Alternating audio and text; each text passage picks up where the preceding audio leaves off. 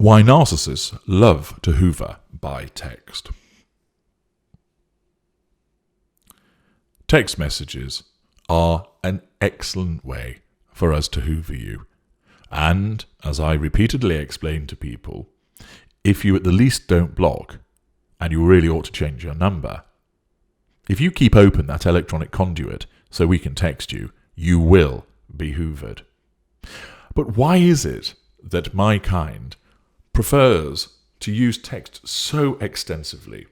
Well, there are a number of reasons. First of all, one, it's easy. It's easy enough just to write a short text. Hi, how are you doing? What are you up to? I hate you. Send me some nudes. Here's an article that I saw. Thought you might be interested in it. Appertains to political circumstances with Slovenia. There are lots of different ways, both benign and malign, that can be utilised, but the text is easy. A few moments of punching in some thoughts, some witty observation, or a snarling put down, and it's away. Secondly, there is the reach. Not only in terms of the fact that we can more or less text you from anywhere in the world at any given time, and thus hoover you, but also because we can text multiple parties, one after the other, and thus this electronic means extends our reach most admirably. The third aspect is low energy expenditure. Lesser narcissists are lazy, mid-rangers have like the minimum of effort, and even the greaters and the ultra want to conserve energy appropriately, even though we have the higher energy levels. The reason for this, of course, is that we must control our environment and the people in it. Therefore, our narcissism operates to try and be as efficient as possible to keep something in the tank should a need arise at a later juncture for the purposes of asserting control and drawing fuel over other people. And therefore, the narcissism operates on the basis of looking to conserve energy expenditure with everything that we do, so that there is something in reserve. And therefore, texting is something which sits entirely appropriately with that, because it doesn't take much effort to do. It is hitting a few keys, a few symbols, a few letters on the phone, and away it goes. The fourth reason is that it's fast, in terms of being fast to do, but also in terms of it can produce an instantaneous result, and therefore is a very useful method of asserting control and gaining fuel. We send a message, moments later one comes back from you. It is very effective in that way.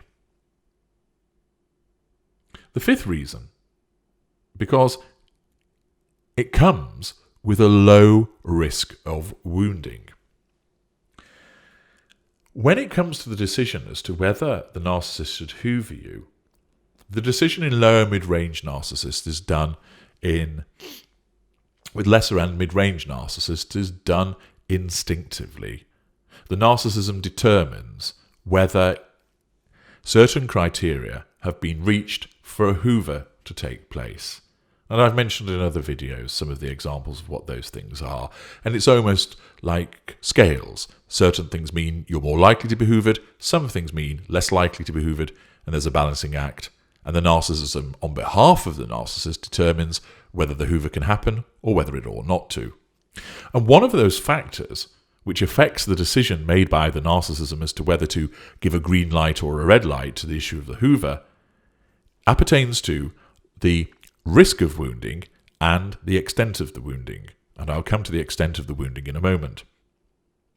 The narcissism instinctively evaluates risk, where lesser and mid-range, and with greater and ultra it's conscious. And text messaging is particularly advantageous because there is a low risk of us being wounded. Why is this? Well, let us say that you have been disengaged from or escaped the narcissist, and you have started a no-contact regime. And because of your devaluation, you don't want to have anything more to do with the narcissist. You find the narcissist frightening, upsetting, creates anxiety, and so forth. If the narcissist approaches you in person, you're more likely to want to get away. Whereas if a text is sent and you receive it, because you are in effect at arm's length, you receive it in the sanctuary of your home or in your car and the narcissist is not next to you, you're more likely to respond to it than ignore it. It doesn't mean that you're always guaranteed to respond, but on balance, you're more likely to respond to a text message than you are to a direct physical Hoover, namely the narcissist walking over to come and talk to you, coming to your house to talk to you, coming to your office to speak to you. And therefore, texting is preferred because of the low risk of wounding. You're more likely to reply to it because of the fact that it is occurring at arm's length. There is also the fact that if you happen to ignore, it only causes very minor wounding. And I've explained the basis on which wounding is calculated in the video, How Badly Did You Wound the Narcissist? Please do listen to that.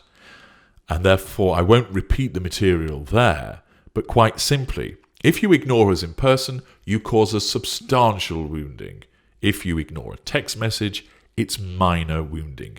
And again, as a part of that risk evaluation, the narcissism determines low risk of wounding, and even if the narcissist is wounded, it won't be significant.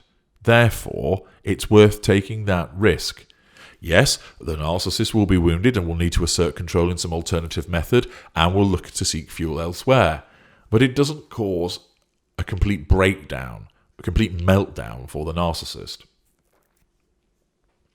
And therefore, the fact that there is not only a low risk of wounding in the first place, but if it does happen, the extent of the wounding to be minor is advantageous to us.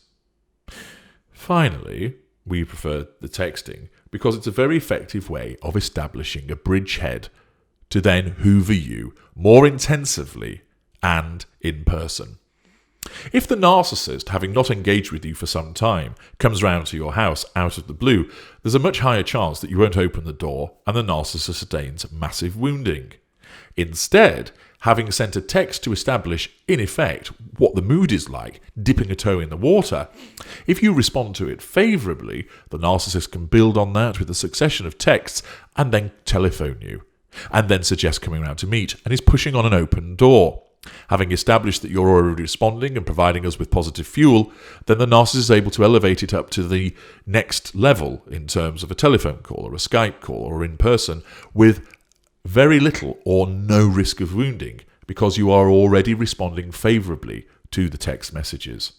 So they're an ideal method of, in effect, sounding you out to ascertain, are you on side with us or are you responding with challenge fuel, which we can then try and assert control over you so that you then start responding favourably and you're not challenging us?